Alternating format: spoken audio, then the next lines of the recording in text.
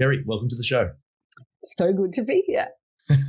Thank you so much for joining me. Like I said, it was really short notice, but I really wanted to reach out. I think I was reading your book on my Kindle, and like I said to you in the email, I just because my partner and I will often read together. I was like, "Oh, you got to read this. You got to." She was getting so annoyed at me because she was like, It's so annoying when people, like I do it too, but it's so annoying. I know. yeah, I It's know. like, you're listening and you just want to get back to your own book.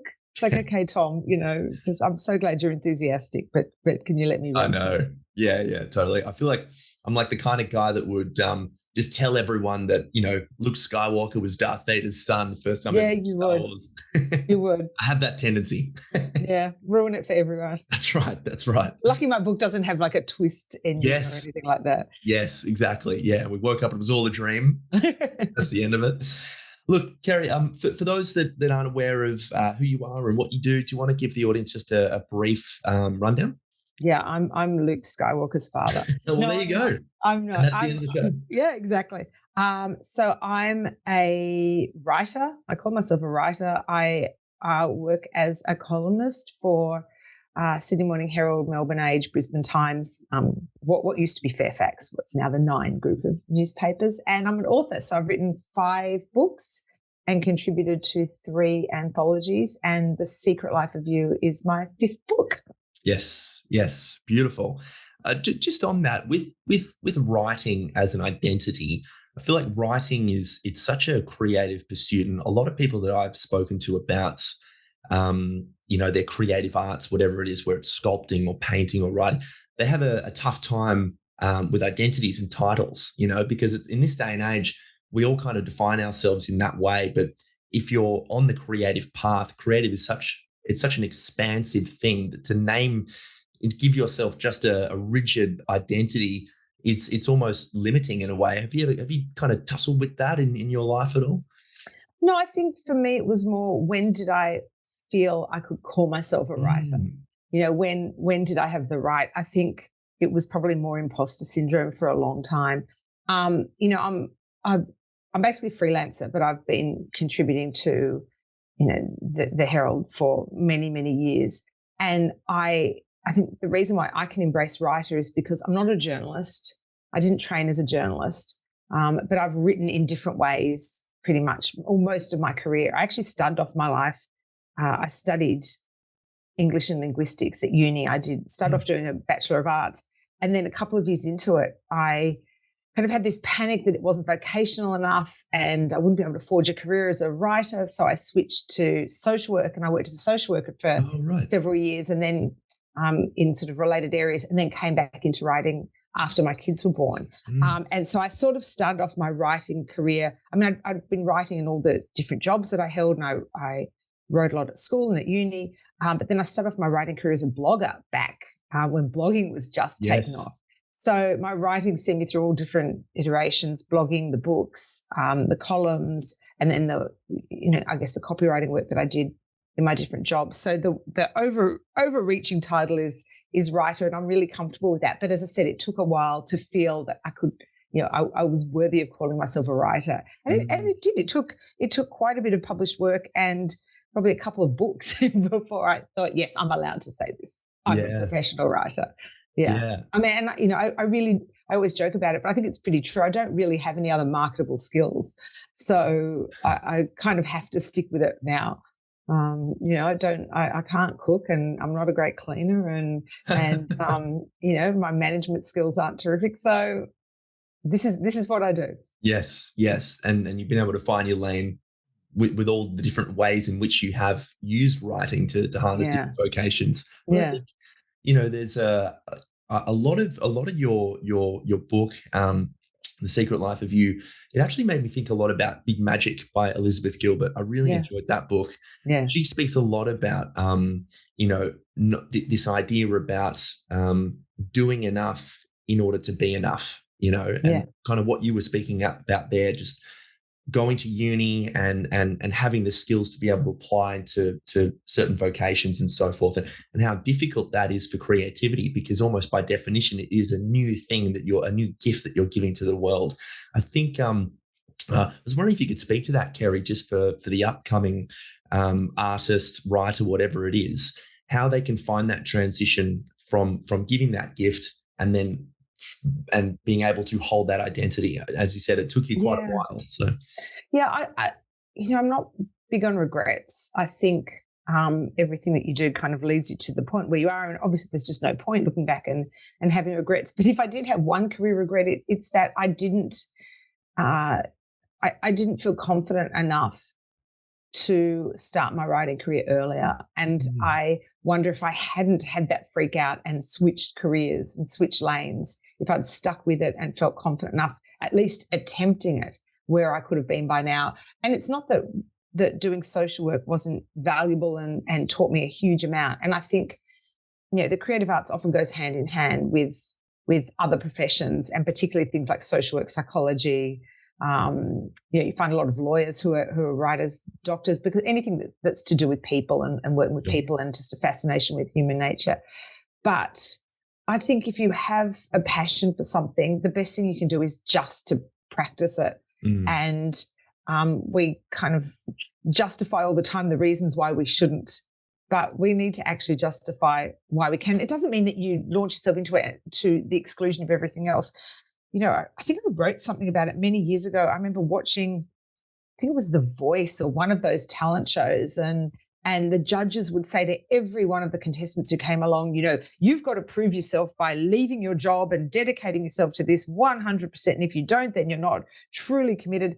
And I don't believe that at all. Like, I mm, think that it's really good to have a safety net and to have other skills to fall back on. And I did have this other career, and now I'm at the point where, when I say I have no other marketable skills, I've just done writing for so long, it would be hard to move into something else. But you don't have to do it full time. It's not an all or nothing thing, but just start. And the number of people I meet who say, oh, I've got a book in me, or, I'd love to write, or I'm an aspiring writer. Well, you can. Like, yes. you don't have to be aspiring. You can literally just start writing now, or painting, or sculpting, or dancing, whatever you want to Yeah. do. You don't have to wait for an opportunity. You can start 10 minutes a day, half an hour a day. So Yeah. I think Yeah. that's the key, is just do it. I love that. And I think that's a really lovely segue into The Secret Life of You. And I think, my computer's making all sorts of noises here at the moment. One of the things that I really love about your book is that it offers just a little bit. It's not like now you need to be a meditator in a cave for 10 hours Yes. a day. It's just, and Yes. I've actually taken this on in my own life. We live about 3 minutes away from a shopping center. And instead of calling someone, because I'm quite an extroverted person, I don't. And I have a little bit of time to just daydream and wander. And the difference is So you phenomenal. mean when you're walking to the shops? Yeah, yeah. It's Fantastic. one of the Yeah. biggest takeaways that I took from your book. It's what can I apply today to just be 1% better, And I think even just little moments of time with myself, as you say, the best way to get to know yourself is to spend time with yourself. Yes. And I Yeah. think it's been phenomenal for my own growth. So, yeah, I'm so absolutely. glad. Well, yeah. Well, see, the book is about the importance of spending time alone with your thoughts. And one thing that I realized is that when I'm in my 50s now, when I was growing up, I had many, many incidental moments of solitude throughout the day, every day, Mm, because I didn't have a choice. So once I was old enough to have my own bedroom, if I was in my bedroom, I was alone, and I was properly alone. We didn't have a telephone that stretched to my bedroom. There was one telephone. It was in the kitchen. If I wanted to call my friend, I had to walk into the kitchen, pick up the phone, dial her house, probably get onto her mum, ask to speak to her if she was home, and then speak to her in full view of my family, yes. right? I didn't get a clock radio, I think, till I was 12 or 13. I didn't have a television in my room till I was, I think, 19 or 20. I think till I almost moved out. And so every time I was in my room, I was alone with my thoughts. I was either reading, writing, or just thinking. If I was walking to school, if I was sitting on the bus, if I was driving when I was old enough to drive, I would be alone with my thoughts. And nowadays, because of the prevalence of mobile devices, it seems like every idle moment we reflexively pick up our phones. Mm, And so we've lost that knack of being alone with our thoughts, and we don't need to be alone with our thoughts. So being idle is almost like this problem to be solved with connectivity.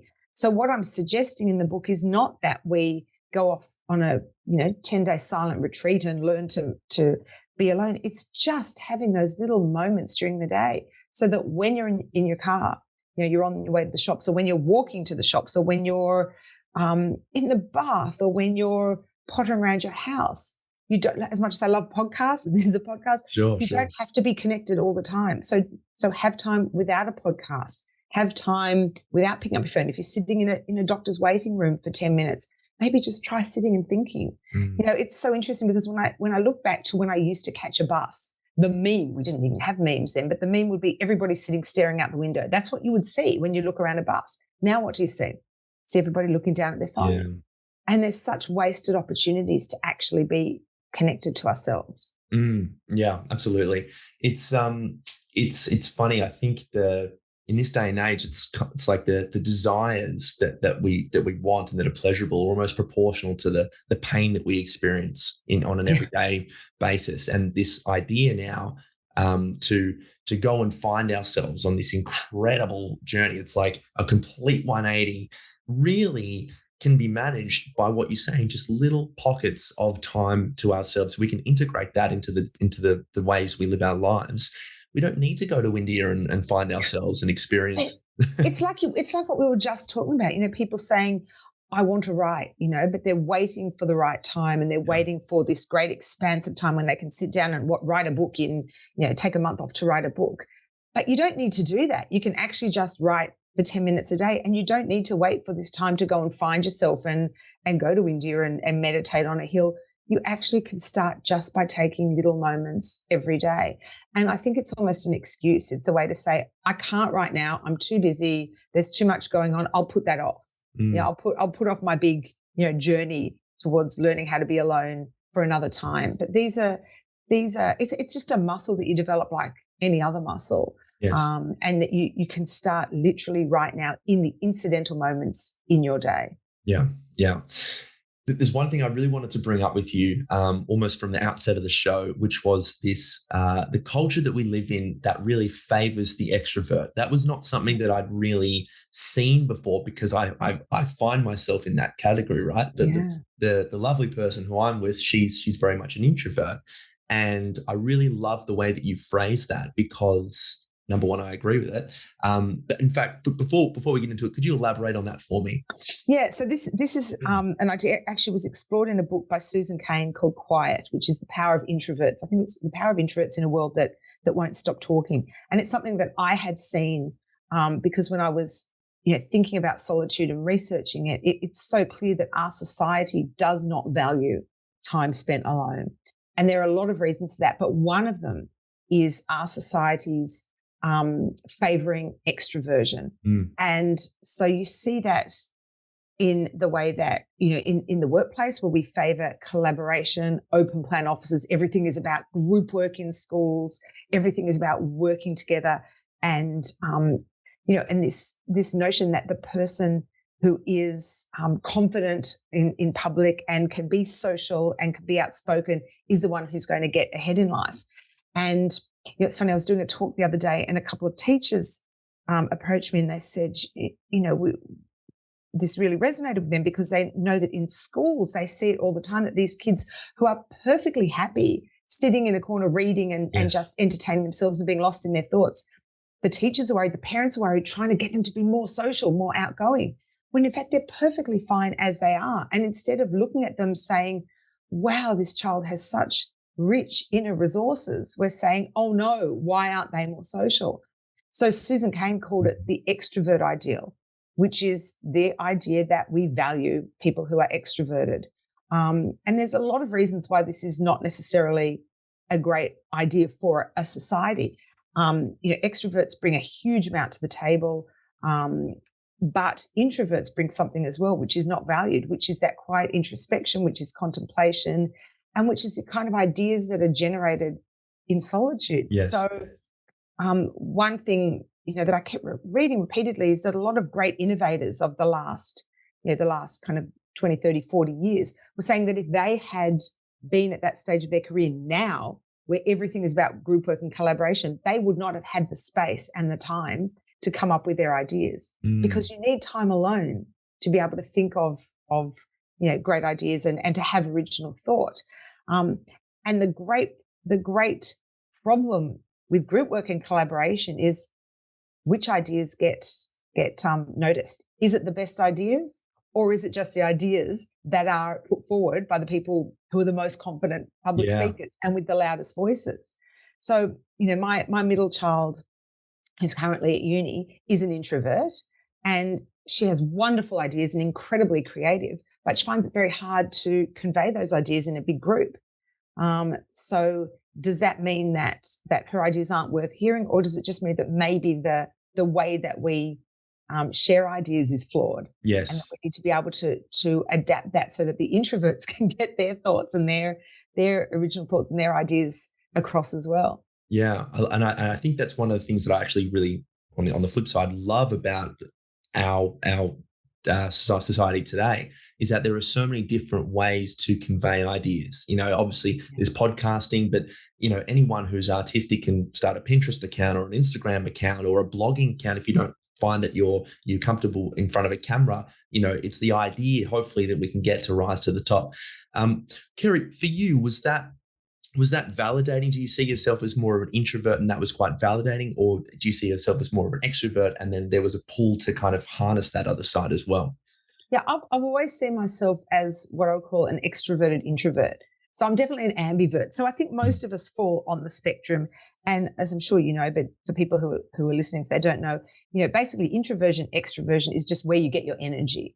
Right. So an introvert gets their energy and feels best when they're alone. And so recharges by spending time in solitude, whereas an extrovert gets energy from other people. So I've always needed both. I've always needed, time with other people, and I feel, agitated if I don't get to spend time with people or talk to people. But then I get incredibly, um, I, I get incredibly agitated and incredibly antsy when I don't get time by myself. So I've Mm. always needed that balance.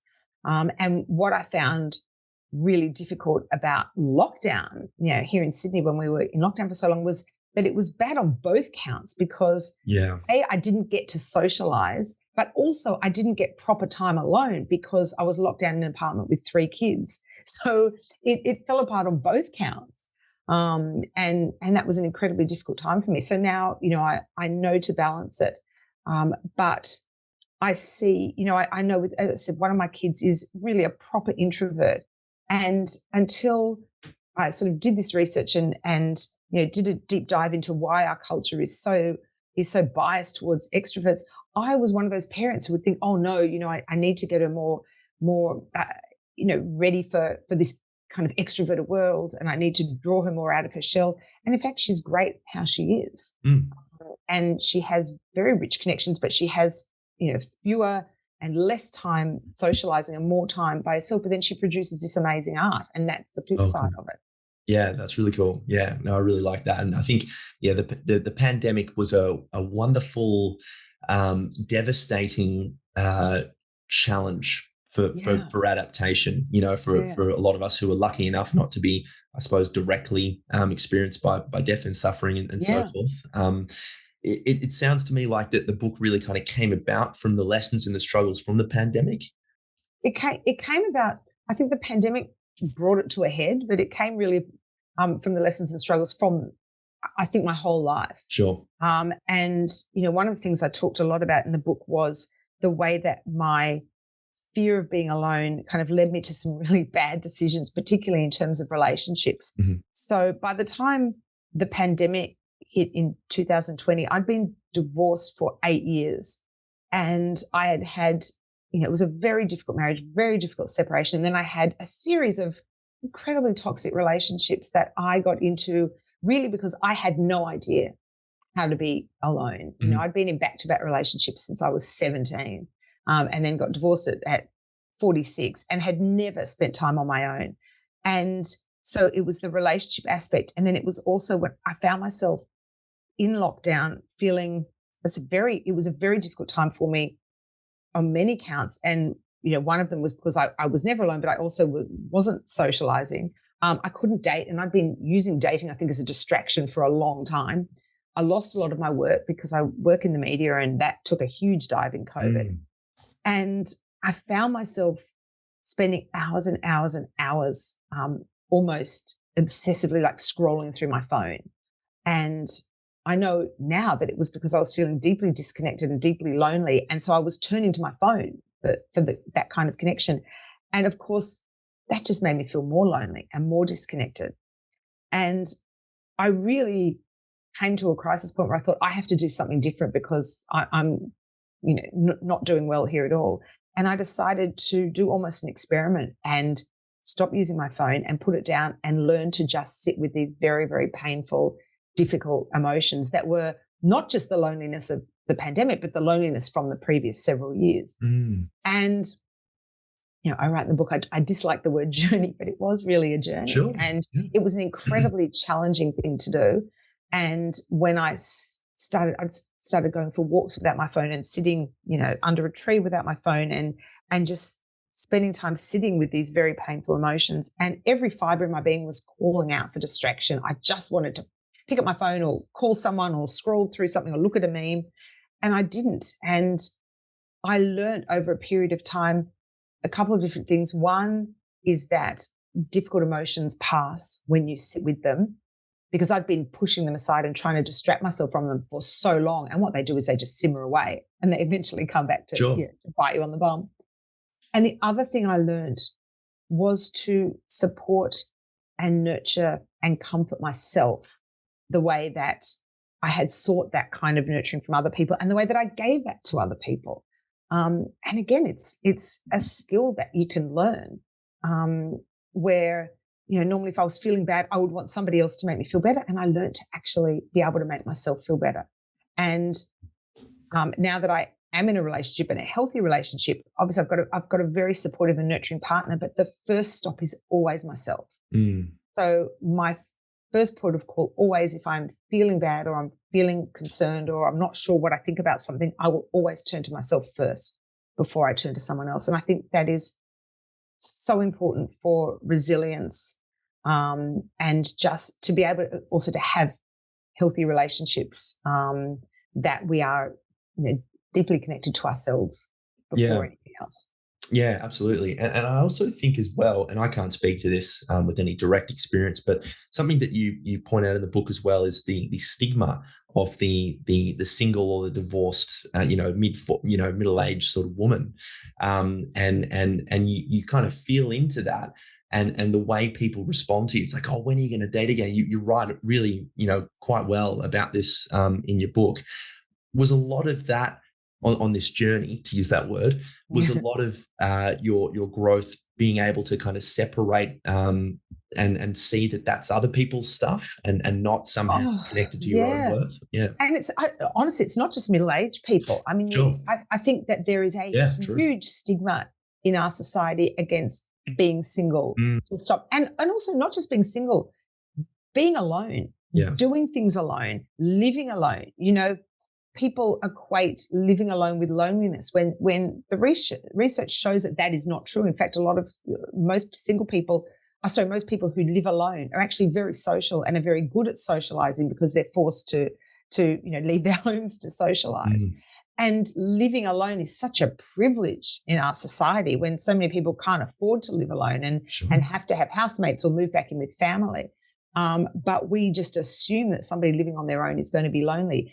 And we assume that somebody who is single is unhappy and is unsatisfied and is kind of, the way I visualize it, it's sort of like you're on this waiting area, like a train platform, waiting to find the train to happy couple town. And in fact, being single is a perfectly valid way to move through life. And I had some very, very happy times when I was single. And there's lots of huge advantages to it as well. You can do what you want to do. You don't have to answer to anyone. You're not dependent on anyone in terms of finances or making decisions. But we have an enormous bias in our society towards relationships as like the locus of all happiness. And relationships can bring you enormous happiness. But there are many other sources of happiness and satisfaction as well, things like career and hobbies and just our own inner lives. Mm. And also, I think with this intense focus on relationships and assuming that people can only be happy in relationships, what it does is it drives people into relationships that aren't necessarily healthy or Yeah. satisfying, because we feel that being in a relationship, any relationship, is better than being single. And that was a mistake that I made. I had no idea how to be single. Felt very keenly the society pressure to be coupled up. And so I found myself hanging in there in Mm, relationships which really weren't serving me, because the alternatives seemed too scary and mm. also just too unknown. And of course, when you are afraid to be alone, and you will tolerate anything in a relationship just to keep yourself in a relationship, you're incredibly disempowered. Yes. You have no power in the relationship whatsoever. Um, and I think it's a huge shame. And I'm doing my bit to change the stigma. I hope it changes more, because it is far, far better to be alone than to be in the wrong relationship. And you feel far lonelier lying next to the wrong person than you do lying in your own bed alone at night. Yeah. And I can say that That's from really, bitter experience. yeah, that's really, really valuable, and the I feel quite privileged. I work as a therapist, and I say this all the time on my podcast.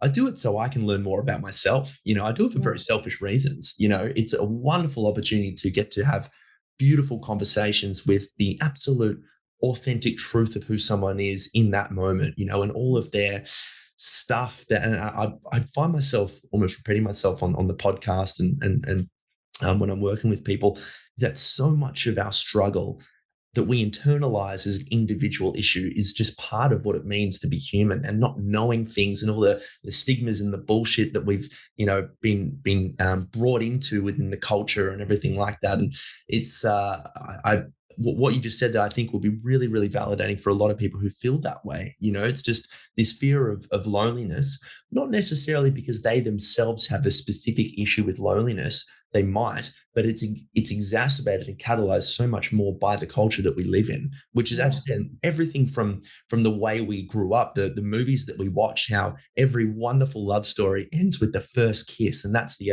epitome of the goal that we're all trying to reach. Yeah. It's really the first kiss. I mean, my first kiss was rather lovely, but I was like 15. Yeah. That's like a Oh, very yeah. long time. But that's where that's where the story begins. And what we Yeah. never see, or what we rarely see, there's more stories of it, but what we rarely see is then just how difficult it is to be in a relationship. Mm, mm. And that doesn't mean that relationships aren't wonderful. It can be wonderful and worthwhile, but the idea of a relationship at all costs is Yes, so toxic. totally. And I think one of the greatest misconceptions about loneliness is that the cure for loneliness is company, or the cure for loneliness is a relationship, because that's not true. The cure for loneliness is connection, Mm, right? And the first connection always has to be with ourselves.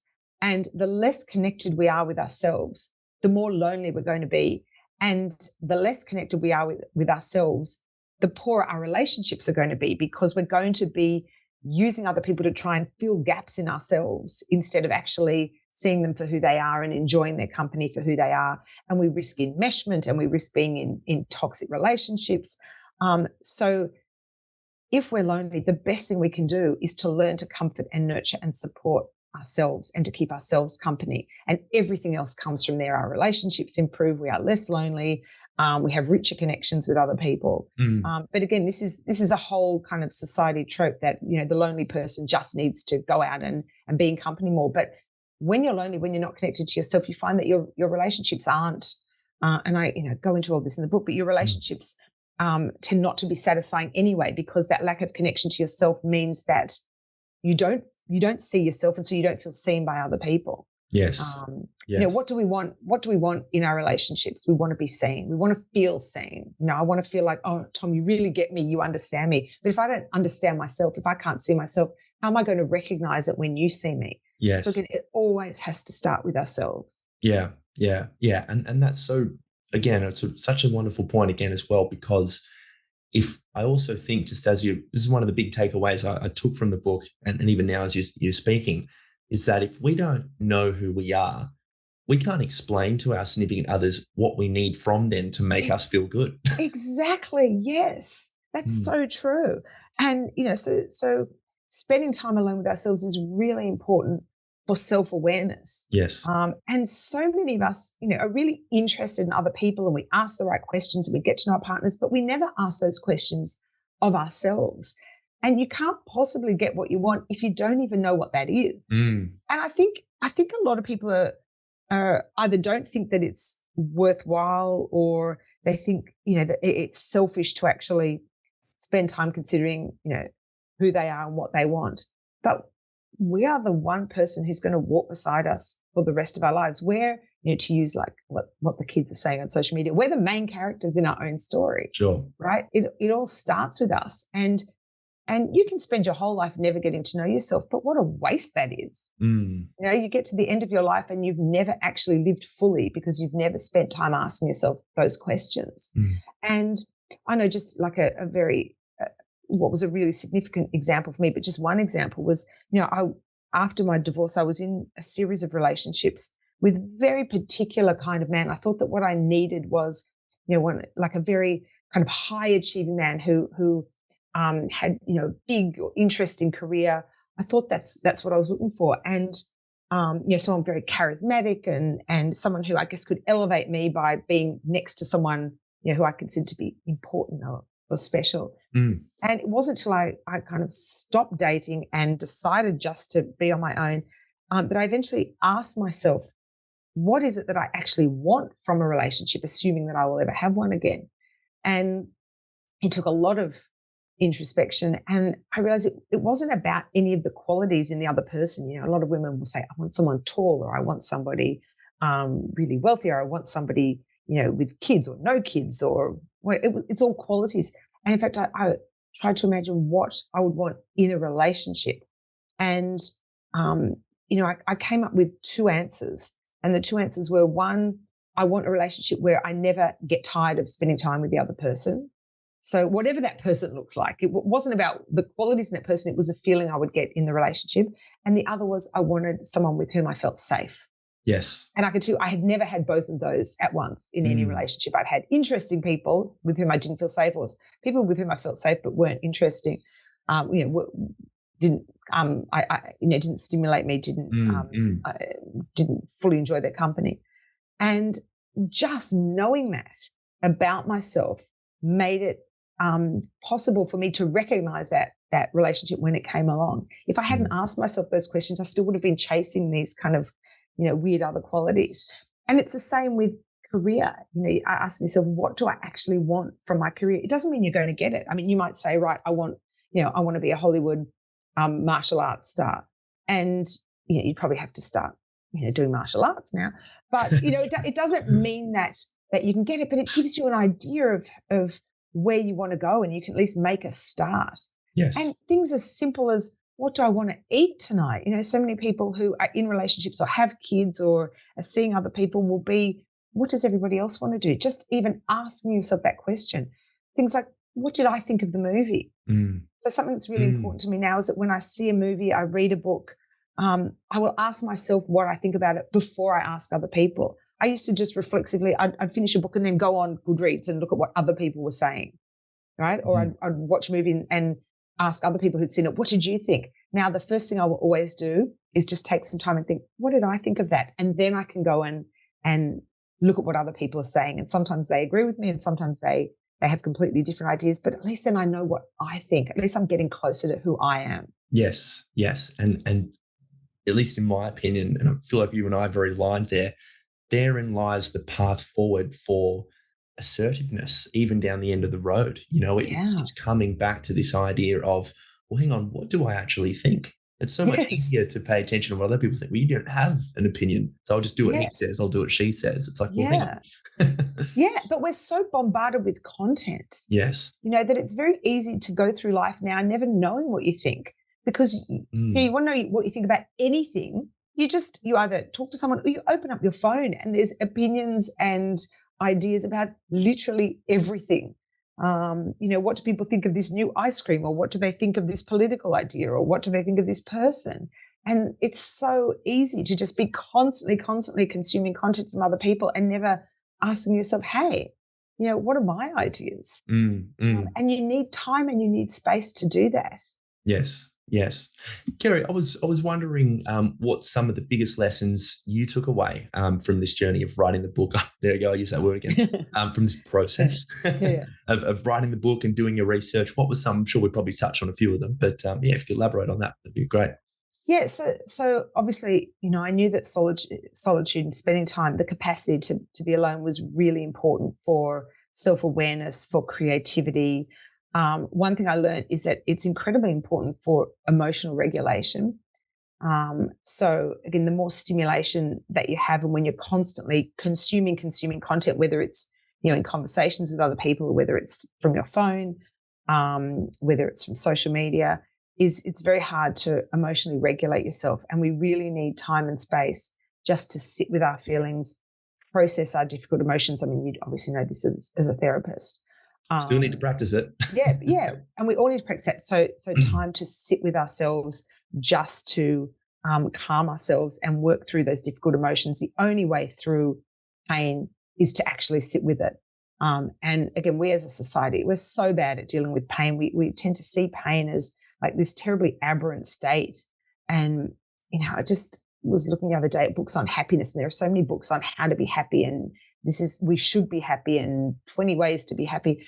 You know, instead of, I guess, understanding that life is difficult, and we will have happy and pleasurable moments, but pain is normal and a part of life. And so instead of running from it, we need to be able to sit with that. Um, One of the most interesting to me that I really had no idea about until I started researching was that we need time alone to develop our moral courage, to develop our moral center. And that was really fascinating. Um, I read some research by a historian called Hannah Arendt, who was a Holocaust survivor, and she sat in on the trials of um, Adolf Eichmann, who was a notorious Nazi officer, SS officer. And she concluded at the end of the trial that he wasn't inherently evil. There was nothing about him that was this, born satanic, malevolent person. She said that he committed terrible acts of evil more out of a failure to think. And she called it the banality of evil. And when people fail to stop and take stock of what they're doing, then they can fall into, doing terribly bad things. And that was also supported by, other research. There's an Australian journalist, Ginger Gorman, who I know, who wrote a book called Troll Hunting, about people who, go online and troll other people. And then Van Baden wrote a book on Yeah. QAnon and on about conspiracists. And in both cases, it's often just this failure to stop and reflect on what they're doing. Mm. And the conspiracy theorists are fascinating, because so often when you analyze what it is that they believe, they can't quite explain. It's not like a cohesive system of thought, and it's not like they can explain coherently, well, this is what I believe and this is why I'm doing this. They fall into these rabbit holes, and they start identifying with other conspiracists, and then the truth becomes not what is actually true or real or makes sense. The truth becomes what everybody else in the group believes. And if they just stopped and took themselves out of it and spent some time sitting and contemplating, chances are it would kind of break that spell. So Yeah. we need, to summarize, we need time alone. We need reflection and contemplation and time without other input to develop our moral conscience, to develop our moral center, and to reflect on whether we actually believe in what we're doing. So it's so important to Yes. carve out that time. And that was probably the greatest surprise for me.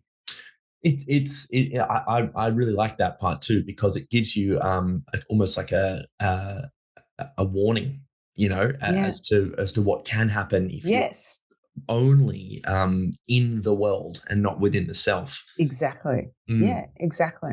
And mm. this is why people, fall down these internet rabbit holes, because sites like YouTube, all of the social media sites just feed you one thing after another, and then it can become more and more and more radicalized. And people literally can sit at their computers for 20 hours at a time consuming all this content. And it's like programming for, like, for people who fall into cults. They keep them awake. They keep inputting content, and it's the same kind of thing, but it's social media that's doing it to us. So we Yeah. need to be able to break away and reflect and stop and think and go internally instead of constantly all this external information. Yeah, yeah, definitely. And it's again, it's a funny world because I reflect on what you're saying, then I can see that within myself, and I'm very interested in speaking with people and nuance and so forth. And I can sometimes hold back on what I want to say because of some sort of perceived fear of someone having a negative opinion about that. Even though the intention is always to learn and to grow. And some people call it the court of public opinion, and I think in this day and age when everyone is entitled to express an opinion directly to the person stating that opinion, Yeah. there's going to be someone that doesn't agree with it. Yeah. I suppose it's a learning thing to get good at that. But yeah. It is. I tell you, if you want to get good at that, become an opinion writer, Mm, because yes. something that you really learn doing opinion writing is that you can write something that 1,000 people will love and agree with and leave comments and say how great it is, and then there'll always be a handful who tell you that you're an absolute moron and Yes. what the hell are you talking about? And you can never please everybody. There's no idea that's going to resonate with it, with everybody.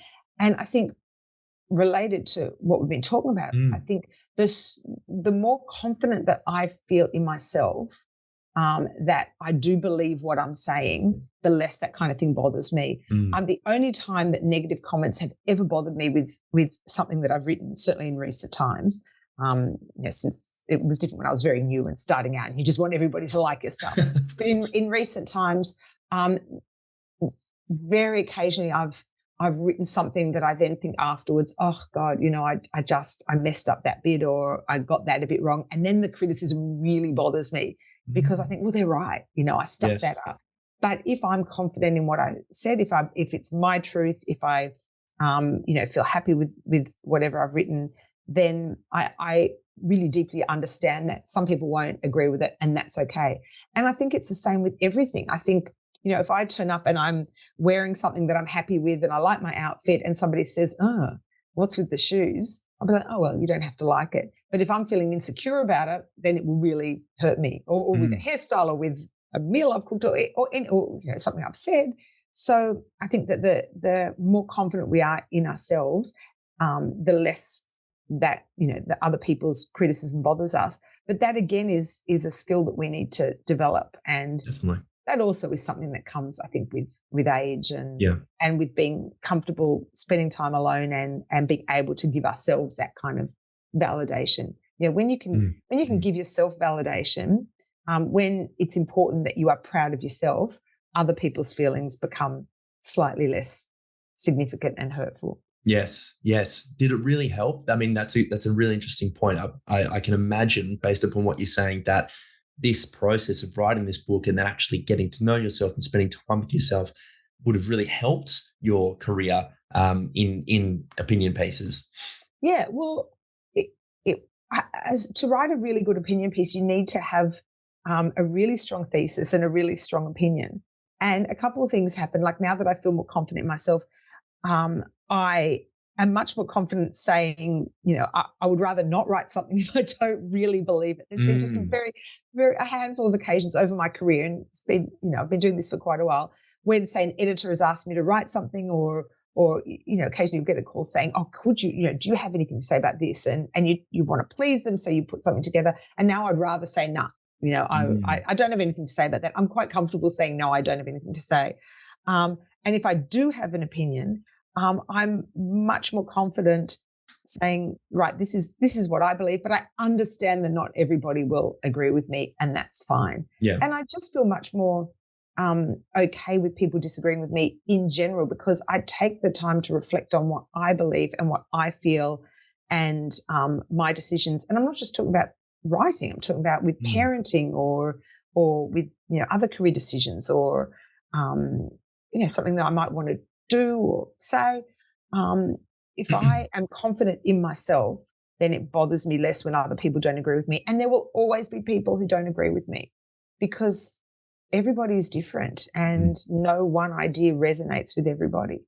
Now, I'm not perfect. I haven't magically become like a perfectly self-actualized person. There are still times when I really, really want, my partner to like something that I've done, or Totally. I feel really, disappointed if somebody doesn't, like this article. But for the most part, I'm much more comfortable. Yes. Yes. Yeah. And I suppose that is it, isn't it? I think a friend of mine, a dear friend, a psychologist said, we're in the business of helping people feel shit better.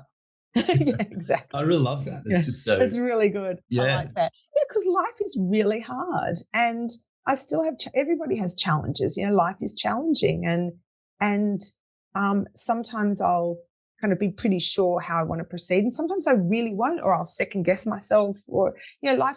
The thing is, especially with things like parenting and relationships, it's you'd never get to a point where I've worked it out now.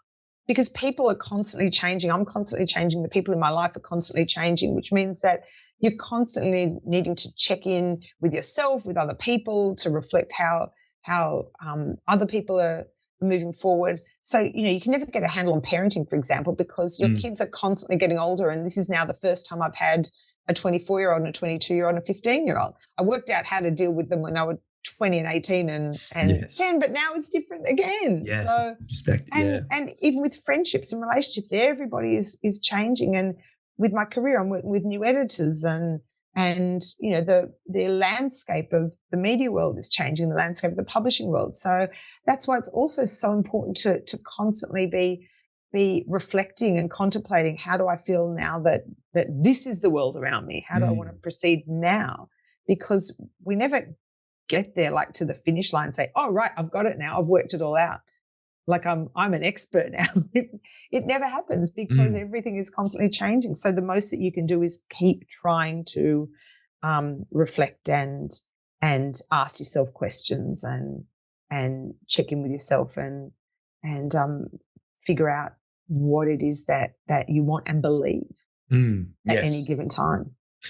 With the way things are changing, how do you see your career growing and molding, given the culture and given, God, I mean, that is like the billion-dollar question. I don't know. It's every single time I write an opinion piece, I think that's it. That's the last idea I have. I'm out of ideas now. I've said everything. That's it. Yeah, I'm empty. I have nothing else to say. I'm done.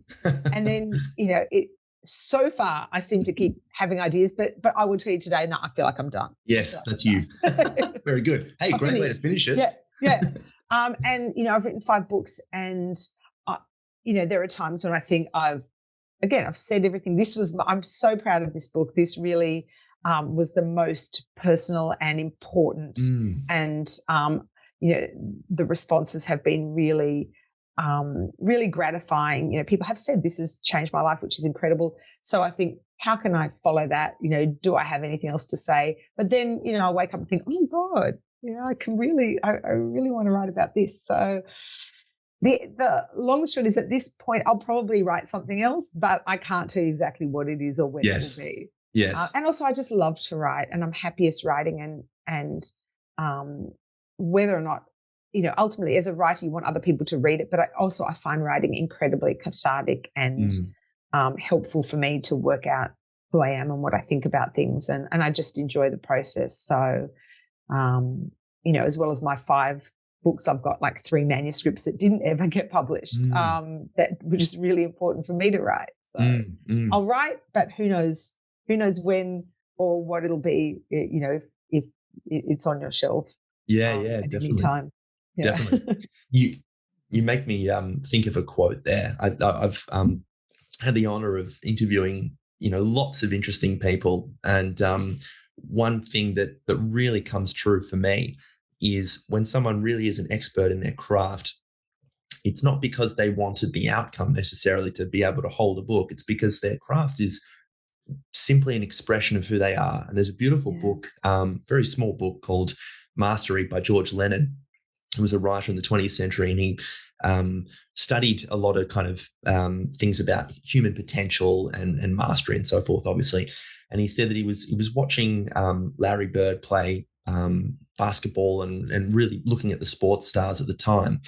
And he said that the reason they practice so much is because practice isn't something that you do, it's something that you are, So Yeah. for you, and being a writer and having been able to touch so many people, including myself, with this work. And also, just side note, it's wonderfully vulnerable, which gives us all an opportunity to get to know a deeper Kerri, which is fantastic for me because you came on the show and already had all these things I want to talk to you about. Just as a side note, but you can tell, and I think with writers, especially really good writers, they can disseminate potentially complicated things very simplistically in a way that can actually reach a varied audience. That really came through. It was a I read it in about 3 days, Kerri. I really Oh, that's did. I just couldn't awesome. put it down. I read it every morning. And to me, that really is as a reflection of someone who has really honed their craft and someone who loves their craft, so thank you for that. And Oh, that's lovely. Thank you. I'm of so glad. course. Yeah, no, I really loved it, and I really did, and that's why I wanted you on the show. And yeah, so thank you so much for coming on the show, Kerri. Where can people find you? I'm off Twitter now, which is now Oh not yes, Twitter. I used to be very into Twitter. I'm off Twitter now. So you can find me on Facebook at Kerri Sackville Online, Kerri with an I, and I'm on Instagram at Kerri Sackville, again with an I. So I do check in with both of those, but I'm definitely not on social media as much as I was, not on Twitter anymore, not on LinkedIn.